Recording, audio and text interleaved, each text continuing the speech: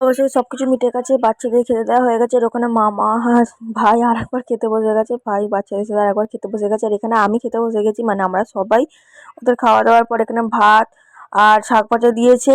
আর সেটা দিয়ে মাখিয়ে খেয়ে নেওয়ার পর সঙ্গে সঙ্গেই দিয়ে দিয়েছিল সবজি ডাল। সবজি ডালটা তারপরেই ছিল পটল চিংড়ি।